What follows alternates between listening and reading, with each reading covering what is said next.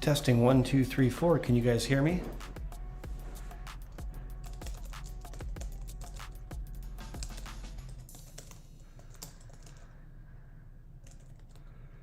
I'm loving it. Hey, Bluthen. Hey, David. This is great. Hi, Kelly. Hello, Michelle. Aiden, it's good to see you. This is fantastic.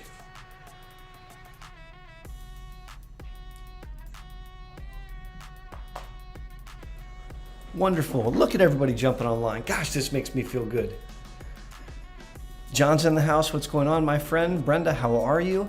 As you guys jump on, please make sure to tell me where you're coming from. Jennifer is representing Manitoba, Canada. Jennifer, I have a good friend I haven't seen in years from Flim Flam, Manitoba. I looked it up on a map once. Little tiny place. A from Australia, Bambi's in the house. What's going on, guys? This is fantastic. I'm going to give a second for folks around the interwebs to jump online. Sorcha representing the Republic of Ireland. It's great to see you. Loved your comments about the stem cell transplantation, Sorcha. Thank you. Dominic is in the house representing Istanbul. Hey, Kelly in California. This is phenomenal. It is a holiday weekend here in Columbus, Ohio. I've got the day off. I did spend the morning working on some charts, and I was missing you guys and wanted to jump online and say hello, howdy, hi. From Egypt, hanging out in Cleveland. What's going on, Baha? I love the... Oh, Morocco. Ça, c'est génial. J'ai passé plusieurs étés au Maroc avec mes amis à Casablanca, puis on est allé partout. Marrakech, etc. C'était génial. Bellbrook, Ohio is in the house. Port Clinton is in the house. This is fantastic. I'm loving this. Jessica, hello, howdy, hi. All right, guys, I can't believe that all of you are here to join me today. Get your water, get ready for a live Ask Me Anything MS chat. Howdy, hi, everybody. There's 97 of you online. That's phenomenal. This is really, really cool. 104 of you. I can't believe this. Welcome to a fantastic holiday weekend. My name's Aaron Boster. I am delighted to get to spend a little bit of time with you.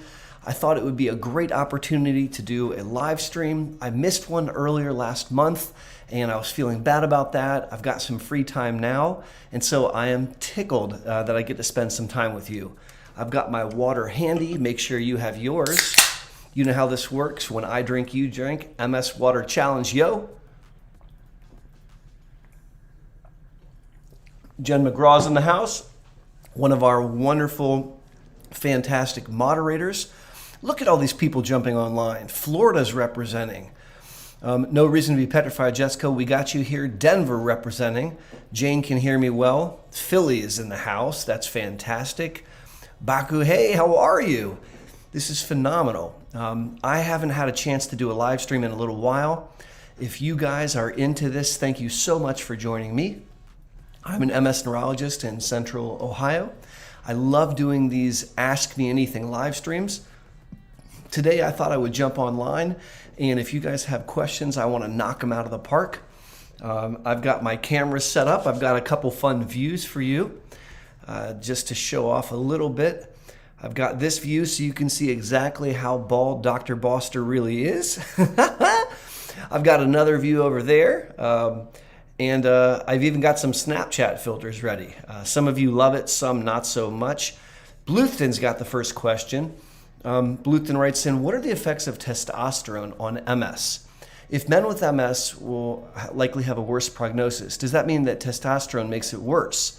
Why treat low T levels? So Bluthten, that's a great question. Now, I'm not able to make the questions pop up on the screen. I'm not sure why it's not working today. So I'm just going to read them out and I'm going to go ahead and answer them. And it's my goal that for every question, I'm going to change a Snapchat filter or I'm going to change a view just to keep things interesting. So again, Bluthten's question is outstanding. What's up with testosterone? Does it make things worse if you have high testosterone levels? Should we be supplementing it? Breaks down like this. The men have an increased risk of progression in multiple sclerosis as compared to women. And I don't think that's because of testosterone. I think that's because of immunoprotective effects in women of estrogen. The reason I say that is when women go through perimenopause or when they go through menopause and their estrogen levels fall, the rates of progression kind of speed up and become that of the same as gentlemen. Although low testosterone does not slow down disease for men. On the contrary, and very interestingly, low testosterone in men with MS drive the disease faster. Allow me to repeat. Low levels of testosterone in MS can lead to faster progression of neurological disability with MS, which is yucky.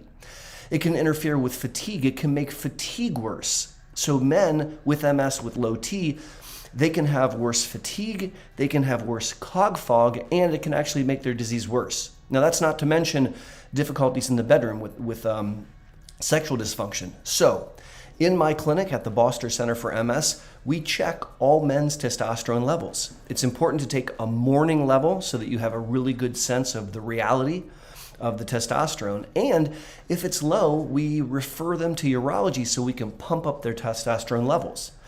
What I have found is when you supplement testosterone in men with MS, it helps their symptoms, not just in the bedroom, but it helps them with cognition. It helps them with fatigue, and the data would suggest that it actually slows the disease down. Bluthton, that was a great question, my friend. Thank you very much. There's 143 of you on. Wow, that's phenomenal. Let's go for another question here, guys. I don't know if you guys know this, but I'm dyslexic. And when I try to read lists, like when I'm reading the chat, it's really hard for me sometimes. So thank you for putting up with me.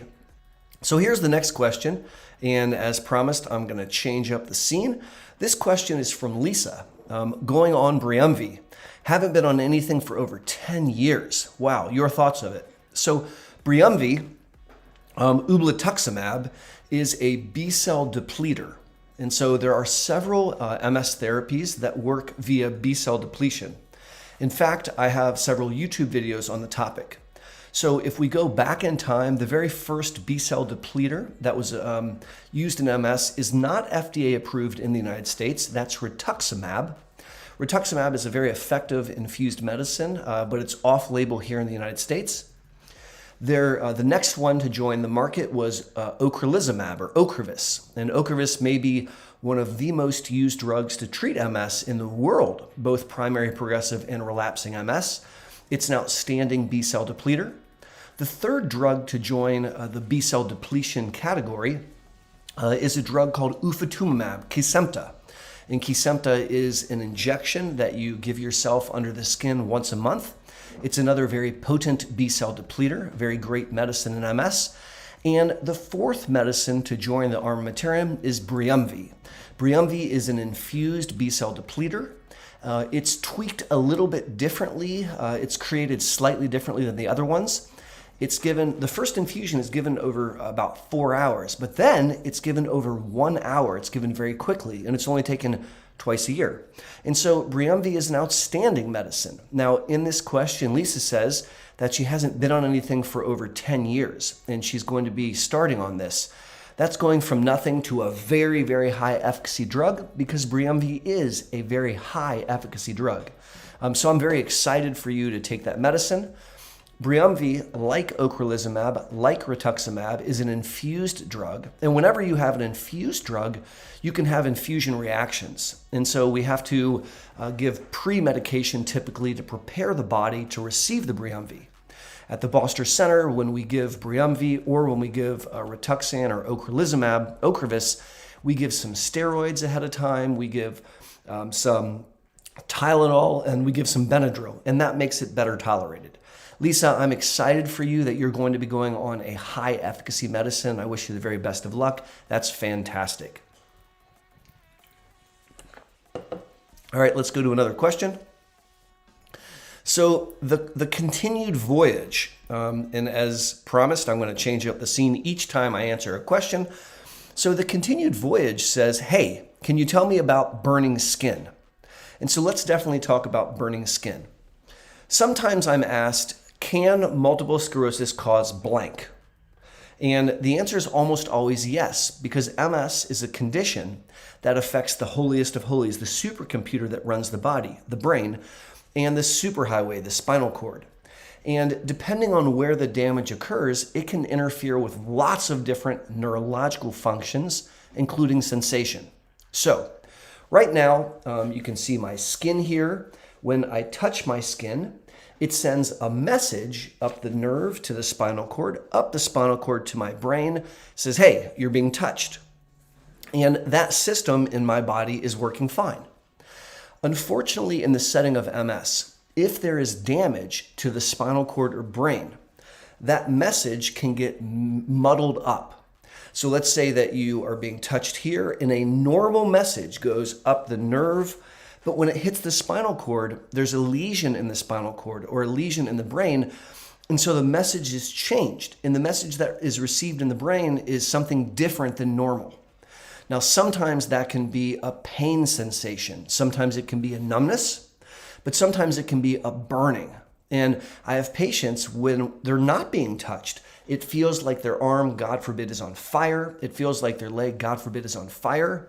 And that's a really, really yucky symptom. But there's something that we can do about that symptom. And typically, when we want to treat that, we use medicines that were created to stop seizures. Why? Because seizures are electrical storms on the brain. And when you take a seizure medicine, it stabilizes the nerves in the brain so that they don't misfire, like short circuit, and that can stop a seizure. Well, when you have a fake electrical message, it's because of short circuiting in the spinal cord typically or in the brain, and those same medicines can help that. So sometimes we will use medicines that were created originally for seizures. A very common one is gabapentin or Neurontin. Another very common one is Lyrica, that's pregabalin. We use a multitude of medicines, Carbamazepine, which is Tegretol. I mean, there's like 20 of them. And we can take these seizure medicines, we're using them to treat neuropathic pain. There's other ones like topiramate, Topamax that are very, very effective. You also sometimes can stop the burning sensation by using other medicines that were originally invented to treat depression. Not because the person's depressed, but because the way the medicine works can also help stabilize cell membranes. So a very common one that we use in my clinic is duloxetine, that's Cymbalta, and that can be very, very effective. That was a great question. Thank you very much. I am blown away. There's 184 of you online. Thank you very, very much. Let's do another question, and I promise to change it up. We've got the Snapchat filter going on. Now, some of you hate this Snapchat filter, and if so, I apologize. I really get a kick out of it. It's kind of fun. I get to be a cool kid and use the Snapchat filter, and I'm going to use it a bunch today just because I've got it all queued up here. Let's go to the next question. So here's a question from Brenda. Can we talk about Tysabri and the JC virus? Yes, I would be happy to talk about Tysabri and the JC virus. MS Water Challenge, yo. So Tysabri is one of the most effective medicines in treating MS. I would definitely put it top tier. It's a medicine which is given intravenously in the vein. It's given once either every 4 weeks, or oftentimes at my center we give it every 5 to 6 weeks. And the way that Tysabri works is very relevant. What it does is it reinforces the blood-brain barrier. It creates literally like the Great Wall of China, so that the blood-brain barrier is so tight that the white blood cells can't get into the brain. Now, why is that helpful in MS? Because some of those white blood cells are naughty, and when they get in the brain, they're going to attack it. And so we create the Great Wall of China so that none of the cells can get in. Excuse me. And by doing that, we disallow the naughty autoreactive immune cells from attacking the brain and spinal cord. Now, this turns out to be an extremely effective way of treating MS. And I have a lot of patients that have done very, very well on Tysabri infusions. There is a virus called the JC virus, and it's a little polyoma virus. You don't need to know that. And it's very common, actually. So about half of adult humans over the age of 30 have been exposed to the JC virus. Now keep in mind, guys, we come in contact with millions of viruses. Literally, there's millions of viruses, and our bodies see these viruses and our body just beats the hay out of them. In fact, the JC virus is not a very good virus. And under normal circumstances, it does not cause disease in the human being. There are certain specific circumstances, however, when someone has the JC virus and the virus mutates and it can go in the brain and cause a ruckus. It can cause a very severe brain disease called PML, or progressive multifocal leukoencephalopathy. Now, that's a mouthful, PML. And you don't get PML very often at all. In fact, it's extremely rare to get PML. But there are certain medical situations where you can see an increased risk. And all of those medical situations have to deal with decreasing immunosurveillance in the brain, so decreasing the immune response in the brain. So the most common example that we saw in the 1980s were people with HIV. This has nothing to do with MS. If you have HIV, then you deplete your immune system and you don't have immunosurveillance in the brain. And so the mutated JC virus can enter into the brain and it can beat it up and cause PML. If you treat the HIV with highly active antiretroviral therapy, heart therapy, you can reconstitute the immune system and then you can fight the JC virus and fight PML. Now, in the setting of multiple sclerosis, when you take Tysabri, remember how I said you create the Great Wall of China so that the white blood cells cannot get into the brain? That helps autoimmunity, but it decreases immunosurveillance in the brain. And as a result, if the JC virus enters into the brain, there's no immune response there to beat it up. And so there's a very small risk that if you're on Tysabri and your JC virus, and you have JC virus and you're antibody positive for it, then it can cause PML. And the way that I like to think about it is, imagine that your brain is a museum and all the doors are locked and there's no security guards in the museum, all right? But the virus can sneak into the museum and there's no security guards to stop them, and it can cause a very serious infection. Now, oftentimes patients and some doctors misunderstand the risk of PML because the risk is actually super duper small. To give you an idea, if someone is just starting on Tysabri and they're JC virus antibody positive, their risk to develop PML is somewhere between 1/100th and 1,000th of a percent. So 1,000th of a percent means you take $1 into 100 pennies, you take a penny into 1,000 pieces, and one sliver is the risk. The risk of PML goes up under 3 conditions. It can go up, well, first of all, you have to be exposed to the JC virus. So we can do a blood test to see if you have antibodies to the JC virus. And if you do, then that's one of the risks. If you've never been exposed to the JC virus, if you're antibody negative, you can't get PML. Allow me to repeat. If you're on Tysabri and you're JC virus antibody negative, you can't get PML. Now, just because you are JC virus antibody positive does not mean you're going to get PML. As I mentioned, that risk is really small. But the longer time on Tysabri, the risk goes up. And if you've been exposed to chemotherapy in the past, the risk goes up. And so that's a little bit of information about JC virus and antibody status. I hope that helps answer the question. I'm going to switch up the Snapchat filter and we're going to kind of risk being at random here. This Snapchat filter removed my beard, and that's a very strange way to look. So I'm going to do it this way instead. I would much rather be a Viking than be beardless. And so let's look at the next question. By the way, there's 205 of you online. Thank you so much. That's amazing.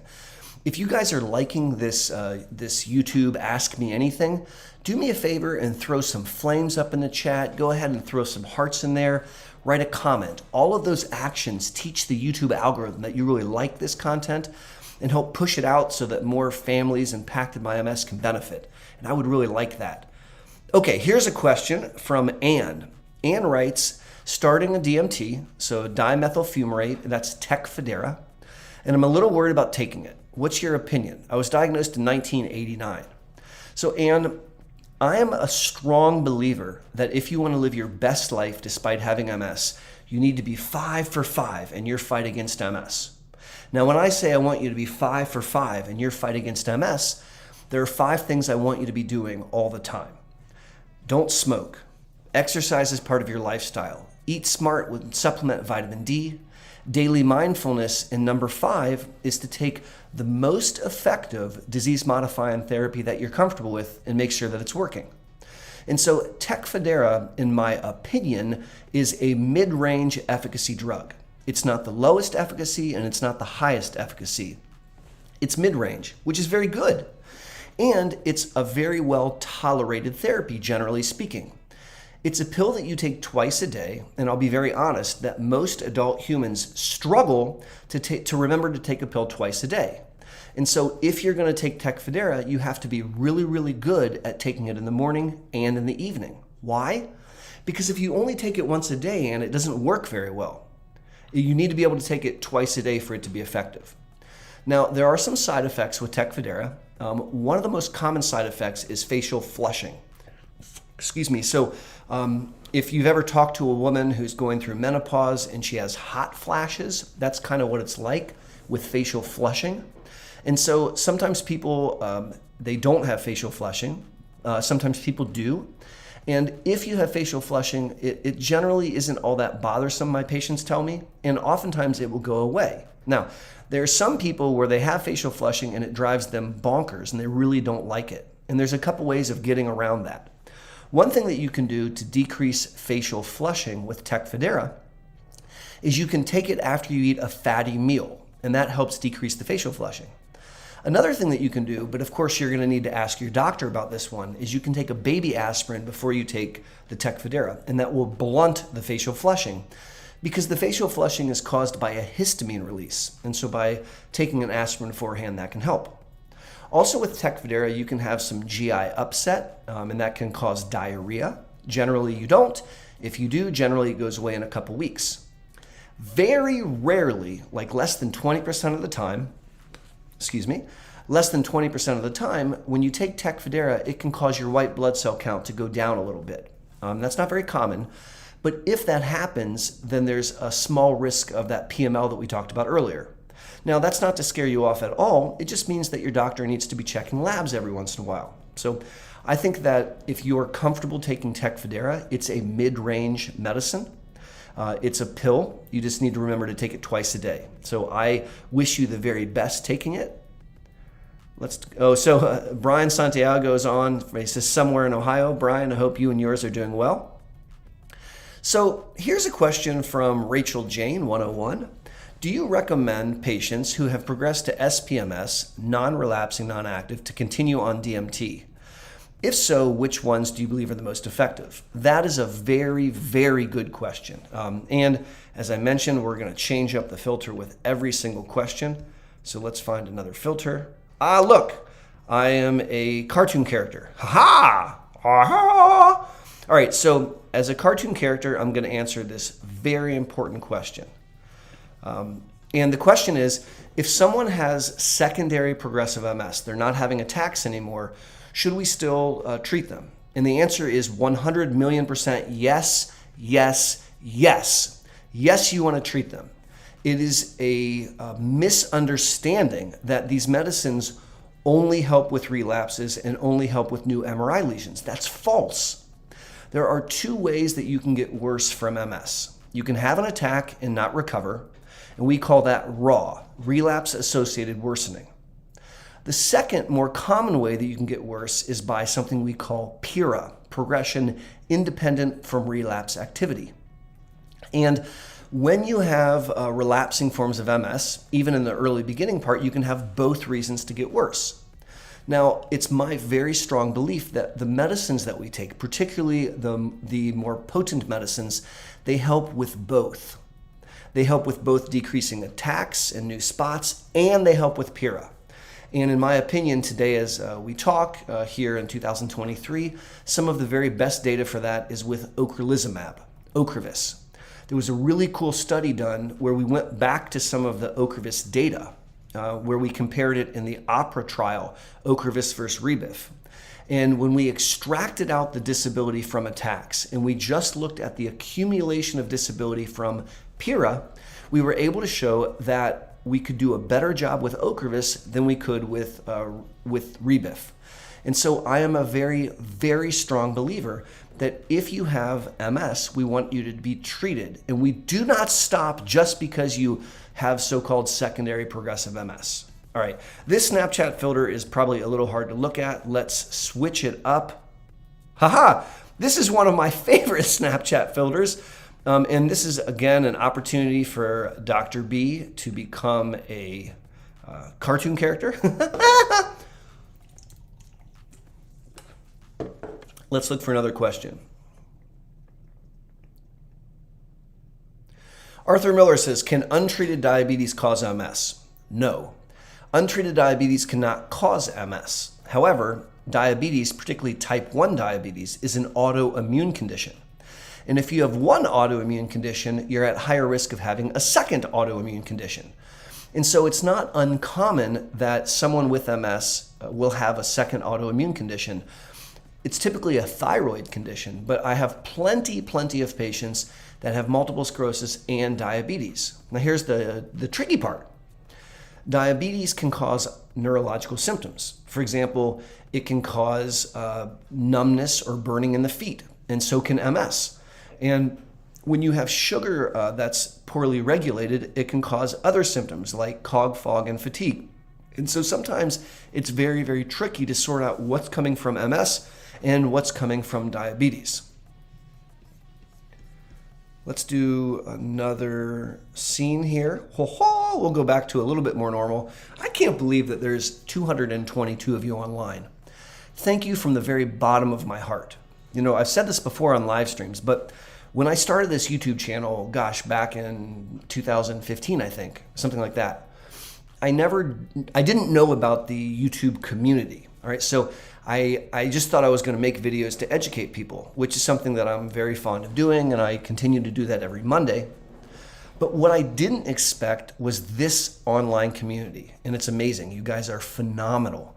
There's now almost 50,000 subscribers, people who are impacted by MS from around the world, not just people who actually have the condition, but family members of people with MS, healthcare providers, different people from different walks of life. And it's unbelievable to watch you guys interact. I read through every comment that's posted. I try to respond to them as best I can. And here on this live stream, I mean, there's 223 of you. I didn't announce that I was going to do a live stream. I just missed you. And so I jumped online, and I am blown away by that. So thank you very much. This really gives me energy to continue to create content for you, to help educate, to help empower, to help energize families impacted by MS. So thank you very much. Every single one of you that are online right now, you're amazing. Let's keep going. Now, Alex says that his MS clinic won't test his testosterone level. Well, there's other ways of getting your testosterone level checked, Alex. You could go to your primary care doctor and ask them to do it. You could actually go see a urologist and ask them to do it. There are even testosterone replacement clinics. I know that here in Columbus, Ohio, there are some centers where that's all they do. And so if that's something that's really important to you, and I think it should be if you're a gentleman with MS and the MS center won't do it, go somewhere else and get it checked. Now, Sorcha, and I think I'm saying your name wrong, and I feel bad about that because I think you've explained how to say it before. But I know that you are in Ireland, and I know that you've had a stem cell transplant, and I love your comments on the channel, and you have a question for me. And I said that I was going to change the Snapchat filter. And so, Sorcha, you can see how bald I am. And the question says, I love your videos. I've completed training to be a certified patient expert advocate. I presume you can appreciate the merit of patients. Yes, absolutely. And so that is a really big deal. Some people are content to treat their disease, which is wonderful. Some people, they want to go above and beyond. And I think that here's an example of going above and beyond. One of the most beautiful ways of going above and beyond is to participate in MS clinical research. Think about it. If nobody ever participated in MS clinical research, we'd have no medicines to treat MS. When my Uncle Mark had multiple sclerosis, there were no drugs to treat MS. The very first drug to treat multiple sclerosis came out in 1993. And in 1993, my Uncle Mark was fixed in a wheelchair. He could barely move his arms. And the medicines that were started, it was too late for him. It was really sad. And so we now here in the United States have 27 different formulations. There's probably 19 total different drugs. There's different versions of those drugs, so I count 27. And the reason that we have those drugs, the reason that we're able to offer that to people impacted by MS is because other people with MS volunteered their bodies, their most prized resource, themselves, so that we could try to answer questions. Now, at the Boster Center for MS, it is a great honor that I can bring MS clinical trials to Central Ohio so that people here can participate in MS research. We're doing actually 14 clinical trials right now. It's a very active part of my life, a very active part of the Boster Center. And I want to say thank you to all the people that are doing that. That was a great comment. Thank you for making that, and thanks for being on the channel with us. All right, let's take a look here for some more questions. So, changing it up a little bit, and this question comes from Kevin O'Neill, who says, do you continue seeing patients whose disability becomes very advanced? Hell yeah, I do.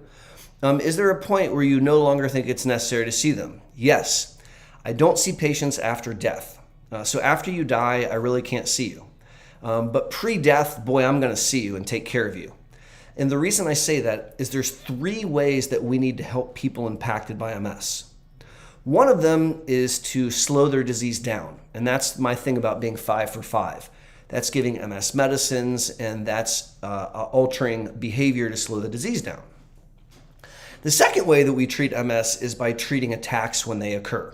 All right, so God forbid you have an attack and we give you steroids or plasma exchange or something to speed up recovery. Hoo-hoo. But the third way that we treat MS is one of the most important, and that's treating symptoms. And so symptoms are things that stink. And as MS progresses, and if you have advanced MS, you can develop a lot of symptoms. You can have trouble moving your legs. You can have spasticity. You can have bowel and bladder dysfunction. You can have trouble swallowing. You can have pain. You can have cognitive impairment. You can have depression. I can go on. And every single one of those things can be treated. I joke that I have a pill for every ill. That doesn't mean I give you a pill for every ill, but it means that I know about one.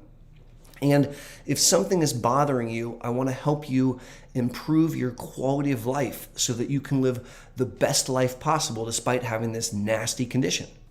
And it's my opinion that as someone develops advanced MS, it becomes more important to try to help them. Sometimes people that have advanced MS, they have difficulty with walking, or they have difficulty with transferring in and out of a wheelchair, and they need assistance with that. And so I think that it's the job of the MS neurologist to participate and help in that. I don't know if you guys noticed this, but I love these little dragon eggs. And I've had this one for a really, really long time, and I just thought I would stick it here on the table so it can hang out with us today. All right, let's look for another question. And we're gonna, again, filter through the Snapchat filters. So let me find a different one. What's this one? These are, I don't have them marked, so they're just kind of random. So this is another cartoon, but it's kind of a cool kid cartoon. I sort of feel like it's a fun one. I hope you guys don't mind that I'm using the Snapchat filters. There's 232 of you online, 35 online. This may be one of the highest numbers that I've seen online ever. So wow, thank you. If you're liking this, make sure to flame up the chat and go ahead and throw some hearts in there. Also, if you jump out of the chat, you can give it a like, and that's one of the best ways of telling the YouTube algorithm that you really like this content.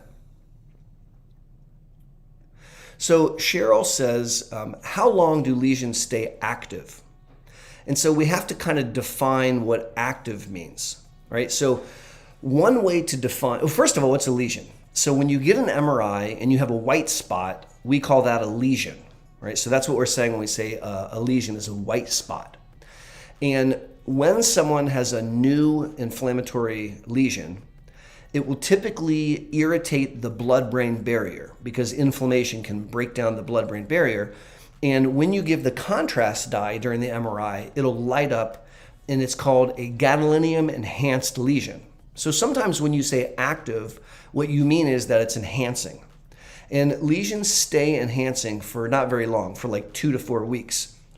And then the blood-brain barrier is sealed up again. But a lesion can remain active for a long time.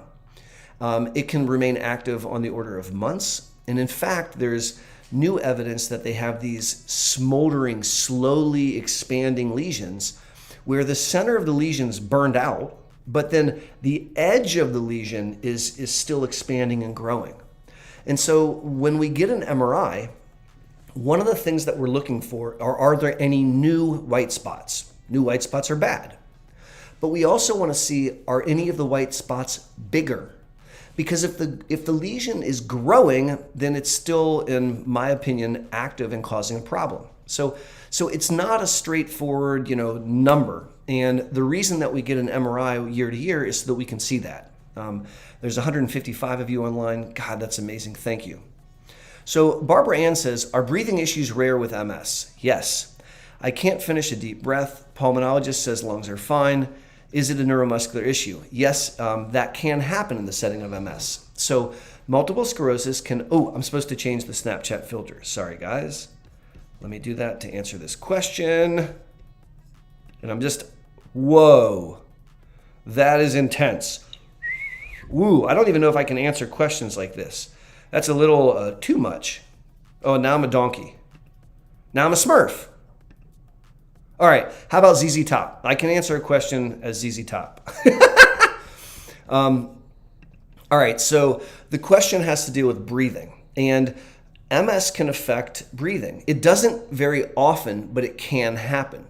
And so when you have the base of the brain, the medulla, called the medulla oblongata, or the very high cervical spinal cord affected, it can cause some difficulties with respiration and breathing. And there are ways to address that. So one of the things that I want patients who have difficulty with the bellows is I want them to practice deep breaths. And oftentimes when you're in the hospital, they give you this thing called an incentive spirometer, which is just like a little cylinder and you suck on it and it helps expand your lungs. And I will get those for patients that are having trouble with their bellows, with their breathing, and I'll have them do it like once every 10 minutes, like when they're just hanging out watching TV.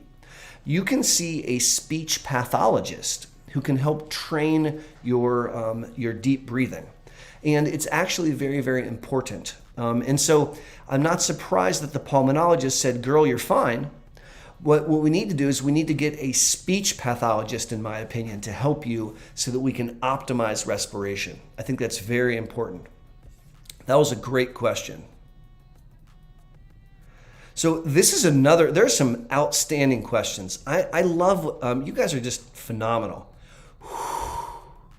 That's a kind of a fun Snapchat filter. And it's very appropriate for Ohio, although it is really warm outside. And so let me answer the next question with this little bonnet on.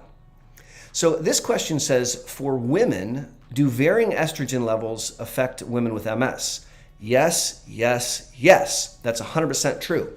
And so anytime hormone levels change, anytime that hormone levels go up or down in the setting of being a woman with MS, it can have an impact on the disease. So for example, during the menstrual cycle, which happens about once a month, you can see an uptick of MS symptoms and then they go back down, which is super frustrating for women. Sometimes, I'm going to change the filter because I think this might be kind of hard to see because the screen keeps freezing. Ooh, that's kind of scary. All right, well, let's just do it like this anyways. So not only do we see changes in MS disease activity during menstrual cycle, but you also see it during pregnancy. So during the second and third trimesters of pregnancy, estrogen goes freaking really, really high, and that slows down MS disease activity handsomely.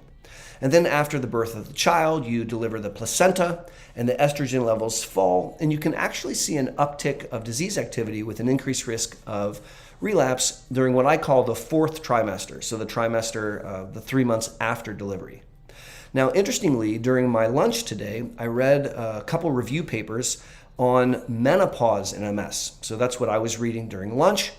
And during menopause, when estrogen levels go down, you can see an increase in progression of neurological disability in MS. And so there's some data that supports doing estrogen replacement therapy for women in MS that are perimenopausal. Now keep in mind that 30% of all people with MS are women who are perimenopausal or postmenopausal. So that's not a small situation. That's like 1 in 3, right? And I also want to point out that taking estrogen supplementation is not without risk. So there are risks, particularly if you're giving estrogen and progesterone, that can increase risk of breast cancer, nothing to joke about. You can also see an increased risk of clots, but there's a risk benefit to be had. And as the MS neurologist, I most certainly want you to talk to your neurologist, and I want you to talk to your obstetrician gynecologist, because I think that it may be in your best interest to seek out hormone replacement therapy. And that's not for every woman, but it's definitely something we want to be thinking about. And that was a great question. Thank you for asking it. All right, so let's switch it up. We'll switch it up to here. And the next question comes from C. Lynn Higginbotham, who says, how is Tysabri with cancer treatment? And so that's a really good question, because people impacted by MS are people, right? And sometimes nature's too generous. And sometimes you can have MS and you can have cancer. And the answer to the question depends on what kind of chemotherapy you're receiving. And so Tysabri is a monoclonal antibody. It binds very specifically to VLA4 receptors. And we have to then make sure that the Tysabri in whatever cancer treatment don't misbehave. I think that it is very likely that you can receive lots of different chemotherapy when you're on Tysabri, or another medicine for that matter. And it's simply a matter of finding out from a pharmacologist, from a PharmD, or from the oncologist and neurologist to compare notes, to make sure that it's safe. This is something which is actually quite common. Now, sometimes, depending on the cancer treatment, we may need to hold the MS treatment during the cancer treatment and then go back to the MS treatment. Sometimes we can do both. Also, if there's a cancer treatment which is brain penetrant, so if the chemo can get into the brain, oftentimes that will slow down the MS big time. And so it's a complex discussion, but it really requires us to do some pharmacology and to look at the Tysabri and to look at the other medicines and make sure that they're not going to misbehave together. That was a great question. Thank you.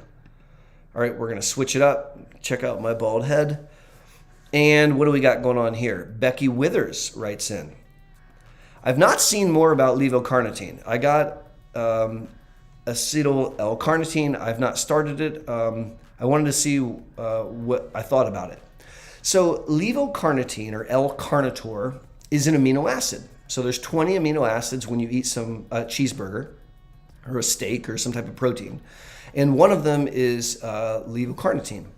And L-carnitine is used oftentimes by athletes.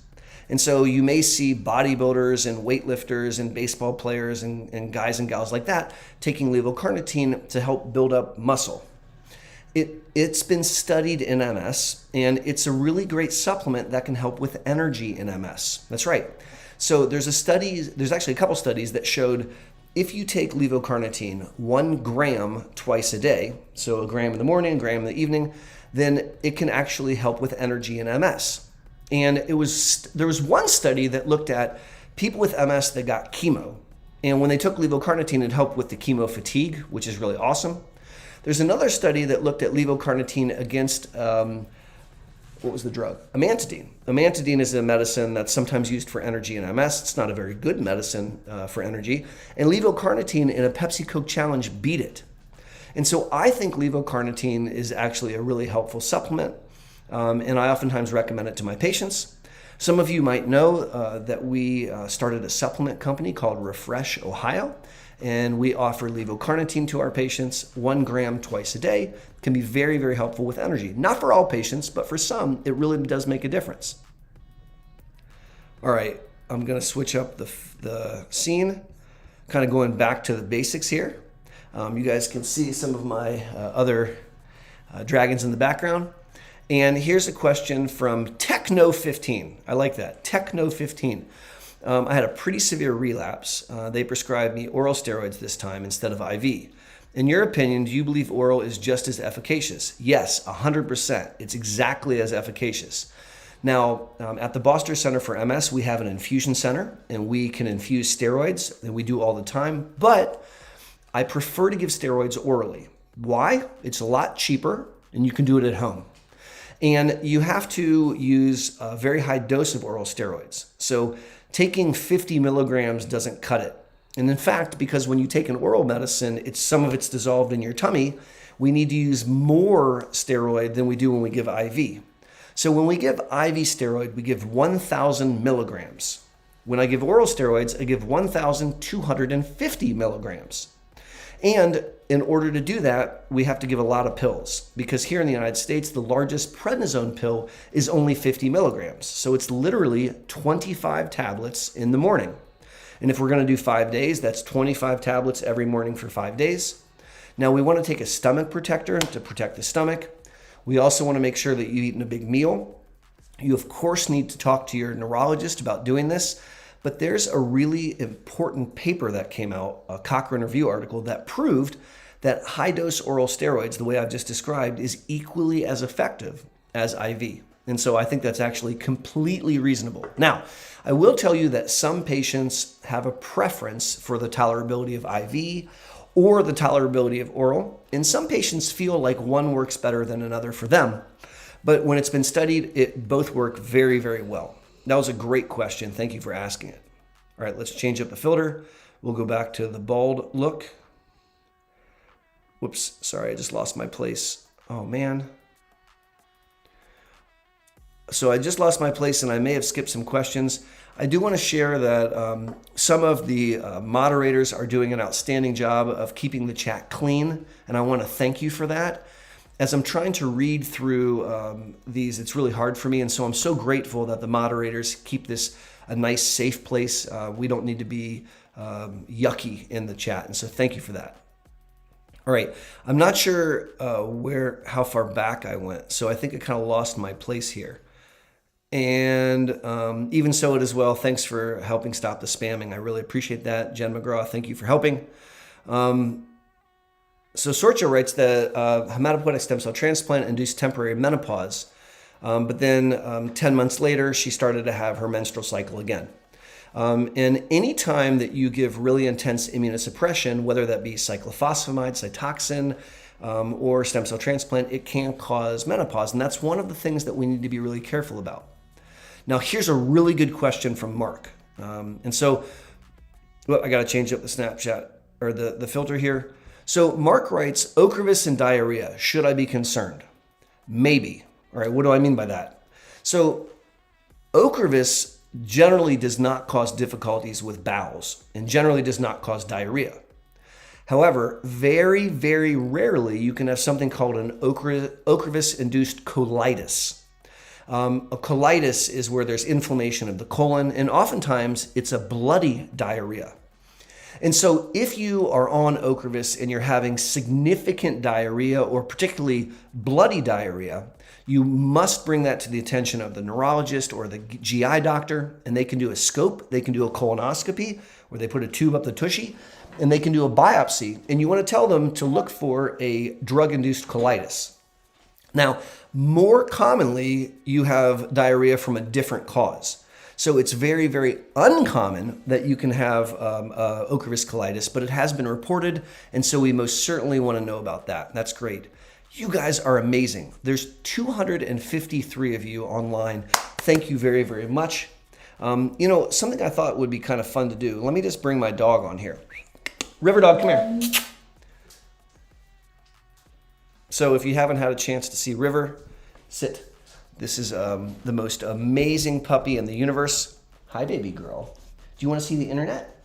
Say hi to the internet. So this is River. She is my American Mastiff. She is amazing. She's a work doggy, aren't you? So River comes to the office almost every single day. She helps patients and families. She sits with them during their infusions. She sits with them in clinic. She loves when people bring her treats. She's 8 years old, and she's absolutely phenomenal. I love you. You're a good girl. Okay, go lay down. So I just thought I would bring River online to say hello, howdy, hi. She's really, really amazing. And she's very HIPAA compliant, so she doesn't talk out of school. All right, let's see here.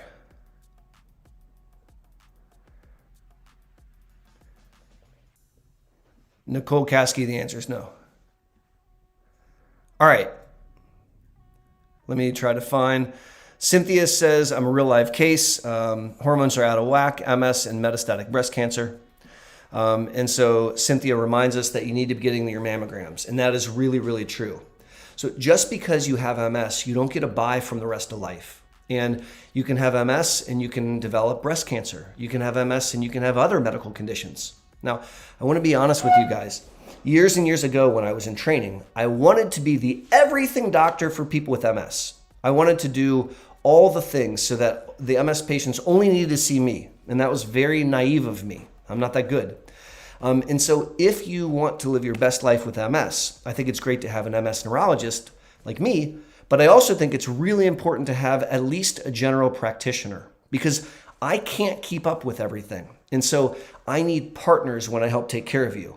And I insist at the Boster Center for MS that my patients have at least a primary care doctor, and we need to make sure that we're doing all the age-appropriate screening. And so when you are of the age of the mammogram, we need to make sure that we do that. Absolutely. Cynthia, thank you for bringing that up. Okay, I'm going to change up the scene here. All right, MS Water Challenge, yo. When I drink, you drink. I love seltzer water. That stuff's phenomenal. All right, so here's a question. So Mara Nelson says transdermal estrogen hormone replacement therapy does not have blood clot risk. Oral estrogen does have a small risk. And so here, Marin brings up a really good point.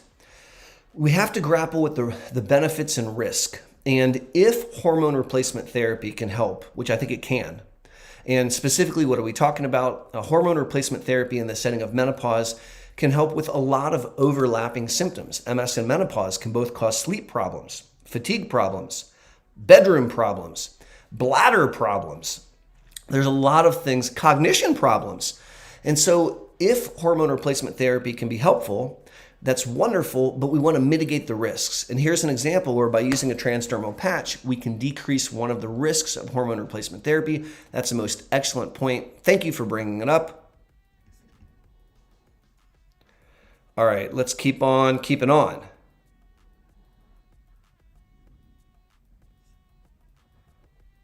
I'm just reading through, trying to find the next question. All right, so here's a question, and we're going to go back to the Snapchat to answer this question. Let me find a new Snapchat filter. We're going to do ZZ Top again. All right, so I'll answer this question as ZZ Top. Now, this is a righteous beard. Check that out. And so this question, where'd it go? Yeah, TK writes, are there any long-term observations regarding Ocrevus? The clinical trials only lasted 2 years. What are the consequences of long-term B-cell depletion? So the core clinical trials went on for 2 years, but those trials have been continued in long-term extension. And so we have almost 10 years of data, and we have phase 2 data, which is even longer, and we have patients that have been on rituximab even longer. And so I've had patients that have been on rituximab for well over 15 years. I am of the opinion that if you monitor that I think that it's safe. Now, I know that there are difference of opinions, and some neurologists, like my friend Brandon Bieber, has recently on YouTube talked about some of his concerns about long-term B-cell depletion. And I think that it's not a deal breaker. I do not think that you have to stop after a certain time period. If you're on a B-cell depleter for a very long period of time, or even for a moderate amount of time, it's a good idea to check your immunoglobulin levels, your antibody levels, to make sure that they're not going way down. And if they are going way down, there are some things that we can do to mitigate that risk. And so we might extend the dosing off-label in patients that are a little bit older with low levels, or we might give IVIG to push it back up. But I think that it's not true that you can only be on a B-cell depleter for a certain amount of time. Now, you guys are throwing up hearts in the chat. Thank you for that. Show me some love with those hearts. There's 269 of you that are online. That's phenomenal. Thank you, thank you, thank you. All right, so let's see about another question. Here's a really good question, but we must change the Snapchat filter. Let's go for some filters up here. That's a non-filter. Oh, this is a little bit crazy. Here, that's these are weird filters. All right, let's find one that we haven't used yet. This is a good filter. Got a little kind of Viking action going on here. So as a Viking, I'm going to answer Mellow Medusa's question. Mellow Medusa writes, if I don't have fatigue and neuropsych tests do not show cognitive impairment, what are my chances that it will develop? I'm on Ocrevus. And so that's really awesome. So not everyone with MS has fatigue. Not everyone with MS has cognitive impairment. And here's an example of someone who's had MS for a while and they don't have those symptoms. And that's wonderful. And you may never have those symptoms. Now, it doesn't mean that you can't develop those symptoms later, but I think that it's extremely reassuring that 7 years into the disease, you're not seeing that. So let's talk a little bit more about things that we can do to prevent cognitive impairment. So one thing you can do is you can exercise as part of your lifestyle. Exercising as part of your lifestyle is protective for cognitive impairment. You cannot smoke cigarettes or drink excessively. You cannot allow high blood pressure and hypercholesterolemia, high lipids to go rampant. You can control diabetes. Controlling these cardiovascular risk factors preserve the brain, they slow the hardening of the arteries, and that can help with cognitive impairment. You can stay cognitively engaged, and so by reading books and by engaging in cognitive stimulating activities, staying in the workforce, for example, or things like that can very much help. Paying attention to nutrition, I think, can help with cognition quite a bit. So there are innumerable things that we can do to maintain our thinking and memory, and just because it's possible that you could have it doesn't mean it's going to have it. And I take care of many, many patients that do suffer from fatigue and do suffer from cognitive impairment, but I also have many, many patients that do not have either of those problems. Great question. I love the hearts in the chat. Gosh, there's 259 of you on. I'm going to open up another seltzer water. This is maybe one of the first times that a Viking drinks seltzer water. And so let me take a look here. We're going to change up the Snapchat filter. Ooh, that's... Oh, here's a good one. That's all right. Let's answer the next question wearing this crazy Viking helmet. Raw. All right, Mary in Australia, how are you? What's the difference between carbamazepine and amitriptyline? Currently taking both for hypersensitivity and nerve pain, but super drowsy on both. So carbamazepine, and the trade name in the United States is Tegretol, is a anti-seizure medicine, and it stabilizes cell membranes. And it's used very frequently for neuropathic pain. I use it all the time. Excuse me. It can help with Lermite's phenomenon. It can help with MS hug, all kinds of stuff. And amitriptyline is a tricyclic antidepressant. So it's an old school antidepressant, which is also extremely effective for helping with neuropathic pain. In fact, I've never really seen a modern psychiatrist use amitriptyline, which is Elavil, and the trade name in the United States, for depression, but I see neurologists use it for headaches all the time. Now, both can cause fatigue. In my experience, there's more fatigue and drowsiness with amitriptyline Elavil than with Tegretol. All right, what else do we have going on here? So let's change the Snapchat filter and I'll get to Sandy's question. Where are we? Oh, we've done this one before. That's weird. Okay, so this Snapchat filter makes me even more bald and it makes my beard brown. So that's very strange. I feel like I did a makeover of some sort, but let's just answer a question like this really quickly. So Sandy says, how much vitamin D is good for an MS patient? So vitamin D, in my opinion, is important. And low levels of vitamin D are associated with an increased risk to develop MS. And if you have MS, low levels of vitamin D are associated with worsening disease metrics, like more MRI lesions or more relapses, things like that.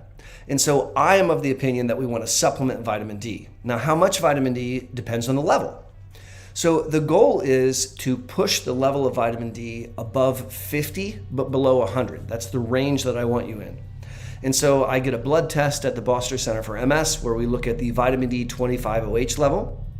And I want that to be above 50 and below 100. So the answer to your question is whatever dose is needed to achieve that effect.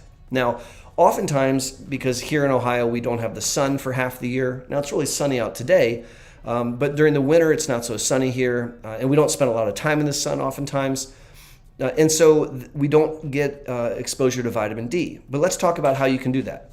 If you go out shirtless or in a halter top in your backyard so the neighbors don't call your cops, and you are out for 15 minutes in full sun, you'll absorb 5,000 international units of D3, which is what I oftentimes want people to have as a baseline. That's not realistic to do for most people in most parts of the world, and so I don't want you to go out and get frostbite because you're trying to get some vitamin D in the middle of the winter and freeze things that you don't want to freeze. So another way to do it is to eat egg yolks or fatty fish like salmon and tuna. The problem is the amount of salmon or tuna that you would need to eat is a lot, because a 3.5 ounce piece of salmon, which is like a standard dinner portion, is only 600 international units of D3, and I need you to get at least 5,000. So very often we have people take a vitamin D3 supplement, and if I don't know your level, a lot of times we'll start off at 5,000 international units. My supplement line, Refresh Ohio, we have 5,000 daily D3, and we also have 50,000 weekly D3. And so some combo thereof, I can typically get your levels up where we want it. This filter is weird. I feel like I've got a beard dye. I don't know that I want beard dye. All right, one more Snapchat filter, and then we'll switch the scene around because you guys are probably sick of this. So Cloundry777 writes, what do you think about biomarkers for MS? Well, I think biomarkers are amazing. So a biomarker is a test which teaches us about the disease. So right now, one of the very, very best biomarkers that exists is the MRI machine. And we are working on developing blood tests that are biomarkers. And I think one of the most potentially exciting blood tests is neurofilament light chain. So neurofilament light chain is a blood test. It's not prime time yet. I can't just order it and check it easily, but neurofilament light chain has a lot of potential for being the first blood biomarker to help with MS. So I think that's really, really cool. All right, let's get out of this Snapchat nonsense. We're back to normal world. And let's take a look at another question.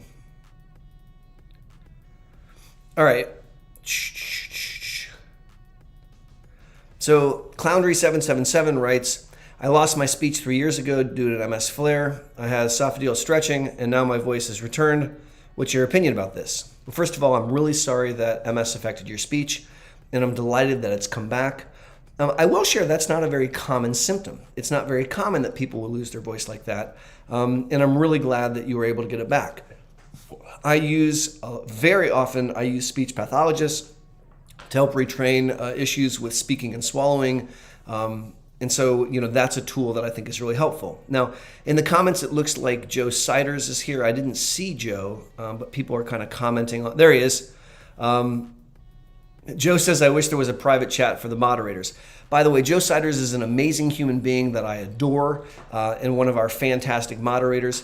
Joe, I'm going to have to work on that because it would be pretty cool to have a moderator chat. I'm not exactly sure how to do that, but let me look into it because I think that would be pretty slick. And thank you, as always, for being a moderator. Ben, thank you for being a moderator. Thank you, Jen, for being a moderator. Thank you, Even So It as well, for being a moderator. These are just really amazing human beings that help me a great deal with these live streams. They just volunteer, and it's very meaningful to me, so thank you for that. Now, guys, I'm going to wrap up. Let me just do a couple more things here, and then we're going to start to wind down. There's a question from David. Any news on BTK treatments? And so we'll change you can see my dog down there, River. And so Ben asks about protein tyrosine kinase inhibitor treatments. And so right now, there is a wave of energy. There is a huge effort from multiple different MS drug manufacturers and research teams to develop a new era of therapy studying protein tyrosine kinase inhibition, BTK inhibitors. At the Boster Center, we're doing clinical trials in BTK inhibitors for primary progressive MS, secondary progressive MS, and relapsing MS. And we're testing, I think, 5 different BTK inhibitors right now. It's very, very exciting. These drugs hold a tremendous amount of potential. The phase 2 data for a lot of these drugs looks rock star-like with really impressive decreases in MRI activity, which is awesome. It looks like mechanistically they may bring some things to bear that are awesome sauce. So one of the things that protein tyrosine kinase inhibitors can do is they can block B-cell signaling without murder. At the very beginning of the live stream, someone asked about Briumvi. Briumvi is an example of a B-cell depleter like Ocrevus and Kesimpta and Rituxan. These are all very effective ways of treating MS by depleting B-cells, but they increase risk of infection. And so BTK inhibitors can block B-cell signaling without murder. And so there's a decreased risk of infection, which is really awesome. The other thing that BTK inhibitors do that I'm really excited about is they can cross into the brain in the central compartment, and they can turn off a cell that we've never really been able to reach called microglia. So microglia are part of the innate immune system, and the innate immune system is very active in MS, unfortunately. And all of our drugs to date do a really poor job of reaching the innate immune system and turning off microglia. And BTK inhibitors can do that. And so I'm very, very excited about BTK inhibitors. Now, we've been doing this live stream impromptu for just about an hour or so. There's 252 of you that have been on, which I think might be a record. I want to thank each and every one of you for doing that. I'm going to wrap up today. If I didn't get to your question, please don't become cross with me. I will go through the chat, and I will make videos and address these questions in videos to come. As always, my name's Aaron Boster, and thank you so much for learning about MS with me. Thank you for supporting this channel by participating in the chat. Thank you for leaving comments. It means the world to me. I will continue to make videos every Monday as long as you keep watching them, and I'm going to jump online and do these live streams. So if you like this, make sure to give it a thumbs up to let the YouTube algorithm that you dig it. And until next time, be safe and take care, guys. Bye-bye.